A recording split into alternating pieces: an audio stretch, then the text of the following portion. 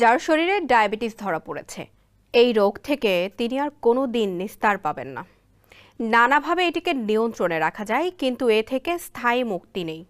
সেই নিয়ন্ত্রণ সচেতনভাবে না করতে পারলেই এক পর্যায়ে মৃত্যু। তবে এবার ডায়াবেটিস থেকে সম্পূর্ণ মুক্তির সুখবর দিয়েছে বিজ্ঞানীরা, জানিয়ে বিশ্বব্যাপী তোলপাড় শুরু হয়েছে। রোগটি নিয়ে নানা হতাশাজনক তথ্যের ভিড়ে এই খবর কোটি কোটি ডায়াবেটিস আক্রান্ত রোগীর জন্য আশার আলো। বিস্তারিত জানাচ্ছেন সাইদ রহমান।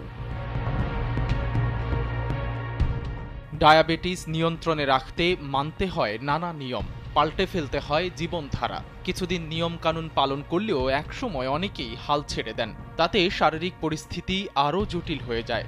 এ কারণে ডায়াবেটিসকে সম্পূর্ণভাবে রুখে দিতে চিকিৎসা বিজ্ঞানীদের গবেষণা চলছে অনেক দিন আগে থেকেই।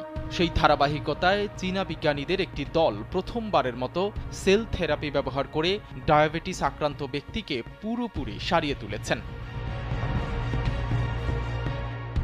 ৫৯ বছর বয়সী এক ব্যক্তি ২৫ বছর ধরে টাইপ 2 ডায়াবেটিসে আক্রান্ত ছিলেন। তিনি তার বেশিরভাগ অগ্নাশয়ের আইটেলের কার্যক্ষমতা হারিয়ে ফেলেছিলেন, যা রক্তে গ্লুকোজের মাত্রা নিয়ন্ত্রণ করে। প্রতিদিন একাধিক ইনসুলিন ইনজেকশনের ওপর সম্পূর্ণরূপে নির্ভরশীল ছিলেন।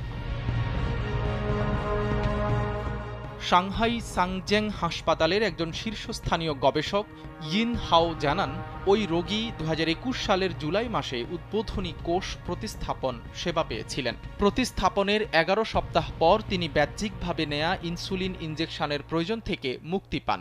এ সময় রক্তে শর্করার মাত্রা নিয়ন্ত্রণের জন্য মুখে খাওয়ার ওষুধের ডোজও ধীরে ধীরে কমিয়ে আনা হয়েছিল। ১ বছর পর সেটা সম্পূর্ণরূপে বন্ধ করে দেওয়া হয়। ফলো আপ পরীক্ষায় দেখা গেছে ওই রোগীর অগ্নাশয়ের আইটেলের কার্যক্ষমতা পুরোপুরি ফিরে এসেছে।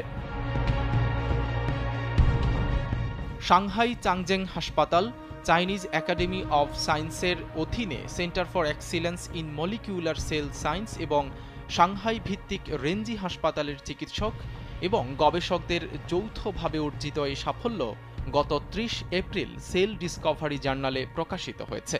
এ বিষয়ে ব্রিটিশ কলাম্বিয়া বিশ্ববিদ্যালয়ের সেলুলার এবং শরীরবৃত্তীয় বিজ্ঞান বিভাগের অধ্যাপক টিমোথি কিফার জানান, গবেষণাটি ডায়াবেটিসের জন্য সেল থেরাপির গুরুত্বপূর্ণ অগ্রগতি।